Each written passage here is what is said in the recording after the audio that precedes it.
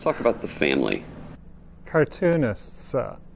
We're all different ages. We live all over the country, all around the world, really.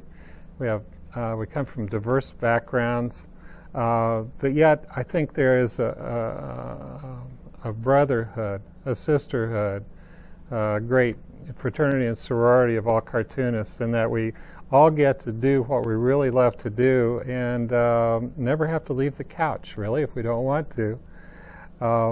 We're all little boys and little girls right underneath the surface.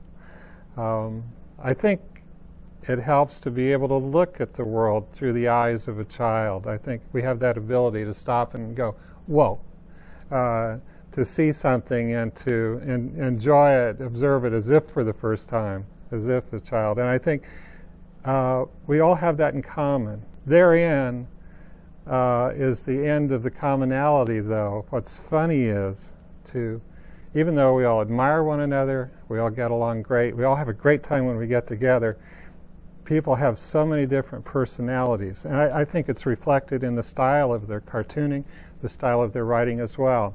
You got Mike Peters. Mike Peters is a free spirit. He loves everybody, loves everything, always excited. You know, oh, isn't that great? Isn't this so much fun? And he's just constantly up. You got to smile when you're with Mike or talking about Mike. And you got the Godfather. You got Mort Walker, who does Beetle Bailey. He's just the kindest, gentlest, nicest man on the face of the earth. Always has time for other cartoonists, budding cartoonists, whatever. He mentored me when I got started with Garfield, and was always very generous with his advice and with his friendship.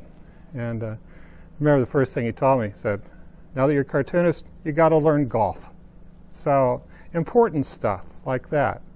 We got Kathy Geiswhite, you know, who made a career out of her insecurities, because all she did, she held a mirror back to all the readers and showed us that we aren't alone, and whatever we were insecure about, you know, our job, our looks, you know, it didn't matter. So I think she pulled an entire generation together through her own insecurities and the poetic way that she communicated it. And but there are so many different personalities. You have to go to a gathering of cartoonists to really appreciate it, because I mean, they're all catalysts for this giant stew that's called the Rubens every year for our annual gathering, but a lot of smaller cartoonist gatherings as well. But there's one thing common to it: there's a lot of laughter.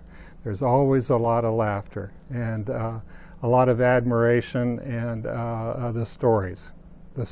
We could go on and on forever, but we love the cartoonists, and the cartoonists love each other. It's amazing. We each draw our own characters. You do it a few thousand times, it's like a signature. But when you watch someone else draw their character, you go, whoa, how do they do that? You know, so we just have a great time. Love cartooning, love cartoonists.